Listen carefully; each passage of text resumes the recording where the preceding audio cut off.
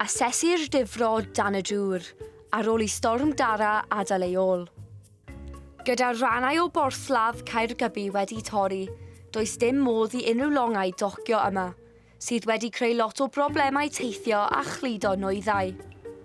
A draw yn yr ysgol ganradd leol, maen nhw'n gwybod pa mor bwysig yw'r porthladd i'r dref a'r ardal. Mae o'n really pwysig I fel y businesses, lorries a y siopau sy'n cael eu bwyd a teganau a pethau. Mae taid yn gorfod mynd I gwaith yn weithio yn Liverpool a Fishguard am caros yna am 3 diwrnod oherwydd mae'r porthladd wedi cael. Wel, fy mam yn gallu colli job oherwydd mae'r porthladd wedi cael. Mae lot o bobl yn defnyddio'r porthladd I deithio nôl amlaen rhwng Nghymru ac Iwerddon. A phryder nawr bydd pobl methu gweld perthnasau dros y dŵr adeg yn y Dolig.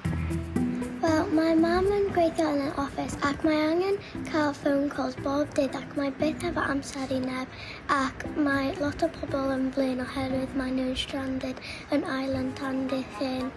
Mae rai yn poeni hefyd y gallai ambell anreg gyrraedd yn hwyr, heb allu cludo nwyddau chwaith. Yn ben tos mawr I bawb sydd wedi cael ei effeithio felly, mae nifer yn edrych ymlaen at gael y porthladd nôl ar agor. Cino Nadolig, I rai ran orau'r wyl, ond a fyddech chi'n gallu goginio ar holl drymynd I gyd.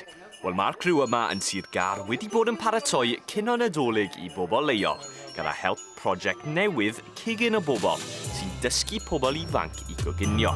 Ni wedi creu Cinio Nadolig ac ni'n creu treigfil ac ni'n creu nhw am y pobl mewn y caffe. Fi wedi fwynhau fel torri fel afal ac moron a popeth. Fi'n hoffi fel coginio hefyd achos fi'n gwneud e gyda fy mam. A na, ddim Siôn Corn oedd yna I gynnig help llaw.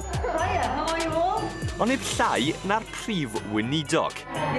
Beth sydd gyda ni fan hyn yw prosiect ble mae Cegin y Bobl yn defnyddio bwyd lleol yn helpu paratoi a dysgu plant I baratoi bwyd da. Ac wedyn beth sy'n hyfryd fan hyn yw bod gyda ni cenhedloedd gwahanol yn dod at ei gilydd I werthfawrogi bwyd lleol. Tybed be mae Luned Morgan yn mwynhau ar ddiwrnod Nadolig? Wel, mae bach yn controversial, ond be dwi'n licio yw bread sauce. Ac mae hwnna'n rhywbeth hyd yn oed yn heili I, yn rhywbeth mae'n rhannu'r teulu, ond bread sauce yw be dwi'n licio amser Nadolig. Gyda gymweliad arbennig a bwyd blasus, bydd hon yn wledd nadoligedd I gofio i'r bobl leol yma.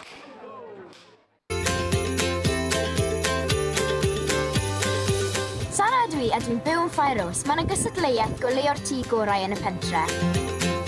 Y syniad yw bod pawb yn y pentre yn goleuo i'r tŷ mor llachar a phosib. Mae pobl wedi bod yn greadigol iawn. Ar dechrau'r mis oedd yn goleuo'r goeden yn y pentre a pawb o'r gymuned yn dod at ei gilydd. Oedd pawb yn canu a oedd Siôn Corn wedi dod a rhoi siocled I pawb. Mae'r ymateb wedi bod yn gwych a mae'r tai yn lliwdda. Mae teimlo'n grêt mynd trwy'r pentre ac mae pawb yn y pentre wedi dod at ei gilydd. Dyma'r tro gyntaf mae'r Cystadleuaeth wedi cael ei gynnal a byddwn yn cael gwybod y canlyniadau ar y 23 o Rhagfyr. Nadolig llawen I chi o Bont a Fideos a gobeithio dewch Siôn Corn.